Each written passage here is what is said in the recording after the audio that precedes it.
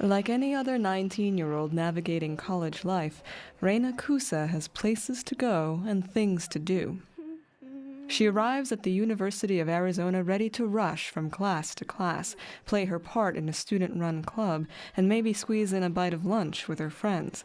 But unlike most college students, Kusa has an intellectual disability, and that means that for her, college was until recently out of reach.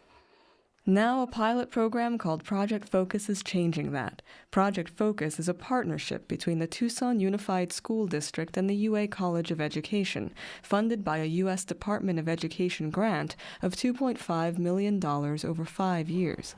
Its goal is to ease the transition between high school and college for students with intellectual disabilities, which can include autism, Down syndrome, and a number of other conditions. College can offer these students many of the same advantages other students enjoy, says program coordinator Phyllis Brodsky. Our goals have to do with self-determination and employability, which we really think is just in line with any other student who's attending college. The reason that we sort of exist, and we're one of 27 other programs across the country also who are doing similar kinds of things. The reason we exist is we recognize that our students who have more moderate intellectual disabilities would otherwise not be able to access university life, university courses, and we feel like, as with any other student, it gives them some advantages.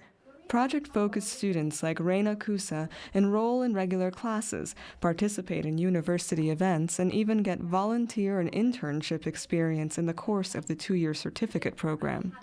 But the project is about more than time management skills and academics, Brodsky says. Like other college students, Project Focus participants have a chance to experience a world beyond what they've known and to learn to live independently and make choices. When you think about choices that we make every day, and everything from the smallest choice, what to have for breakfast, to those bigger choices, who do we want to spend the rest of our life with? What do we want to study? Where do we want to work? Where do we want to live? Those are those big choices that our students often haven't had enough experience or haven't been given a voice in order to make those decisions. On Tuesday, Edgar went to the women's basketball game. Project Focus staff helps students and their families adjust along the way. Campus life instructor Allison Burnett, for example, connects students to university events and teaches them new social skills. She says she's been surprised by the campus community's support for Project Focus students and by the remarkable changes she's seen in the students themselves.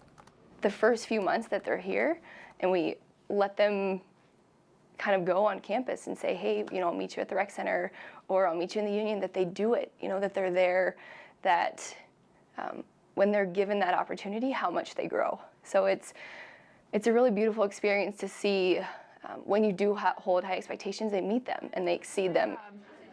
And I said, no, don't do it. Because you think that I shouldn't? Yeah. So would that be... The other piece that makes Project Focus work is a system of peer mentors. 21 peer mentors, all of them fellow college students, spend 20 to 25 hours a week supporting Project Focus students. That can mean everything from eating lunch or attending pep rallies together to providing instructional support for classes or talking through problems. But the goal is to preserve a sense of independence, says peer mentor Melissa Tweet.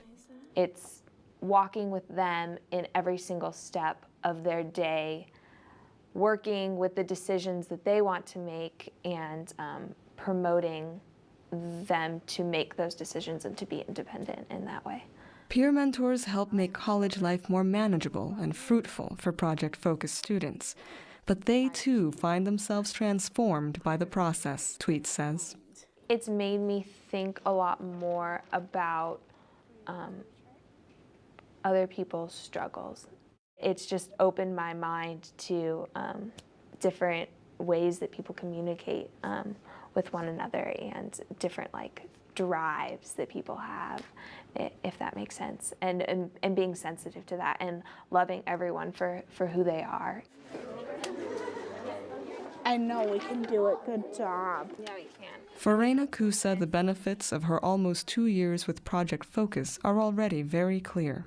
It was stressful at first, but I got over it. Getting used to it. I didn't get to be independent before. Now I get to, now I am. I feel really happy about it. Making friends and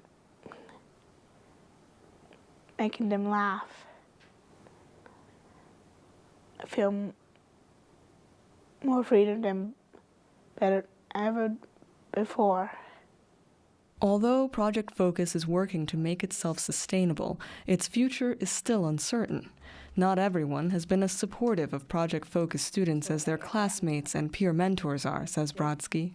I think we are still fighting a number of preconceived ideas that people have about people with intellectual disabilities. So people have already decided who can and can't attend college based on the structure that is currently in place. And we are way outside of people's typical concept of what that looks like. Oh, thank you. You're welcome. Project Focus hopes to continue its fight, Brodsky says, so that more students like Kusa will find the freedom and opportunity they never thought they could know. You are handling this so well. Yeah? Yeah, like you are being